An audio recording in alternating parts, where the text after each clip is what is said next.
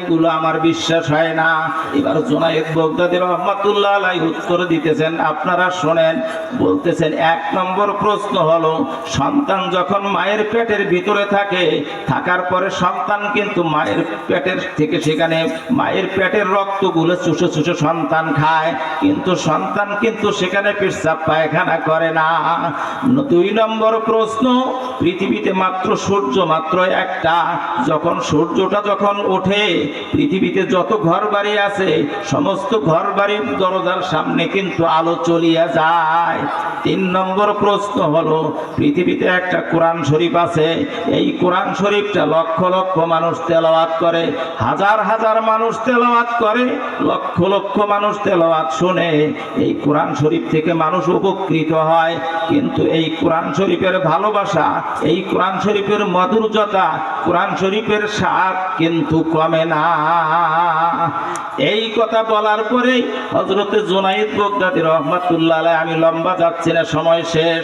এই কথা বলার পরে হযরত জুনায়েদ বাগদাদী রাহমাতুল্লাহ আলাইহি বললেন, আপনি যেহেতু ইহুদিদের নেতা, আমি আপনার কাছে একটা মাত্র প্রশ্ন করব, আপনি আমার প্রশ্নের উত্তরটা আপনি দিবেন। ইহুদি বলতেছেন, আপনি বলেন। এবার জুনায়েদ বাগদাদী রাহমাতুল্লাহ আলাইহি বলতেছেন, আপনার কাছে প্রশ্নটা হলো, বলেন তো দেখি বেহেশতের দরজার উপরে কি লেখা আছে। এবার ওই বৃদ্ধা ইহুদি মাথা নিচের দিকে তাকাইয়া চুপ করিয়া বসিয়া রইছে। সমস্ত ইহুদিগণ বলতেছে, জুনায়েদ বাগদাদী মুসলমানের নেতাকে আপনি তিনটা প্রশ্ন করছেন, সে তিনটা প্রশ্নের উত্তর দিয়েছে, আর উনি একটা প্রশ্ন করছে, আপনি কেন উত্তর দিতে পারতেছেন না? এবার ইহুদিদের ওই নেতা বলতেছে, আমি উত্তরটা দিব, তোমরা ইহুদি যারা আছো সবাই যদি মেনে নাও তাহলে আমি উত্তরটা দিব।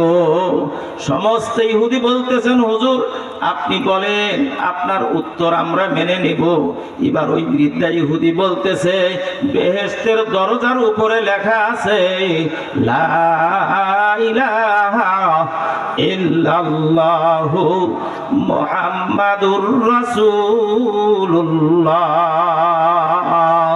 সেজুই সেজুই মেতালে মুহাম্মদ, নায়াবি নায়াবি মেতালে মুহাম্মদ, ওয়া মা আলাইনা ইল্লাল বালাগ। আসসালামু আলাইকুম ওয়া রাহমাতুল্লাহি ওয়া বারাকাতুহু।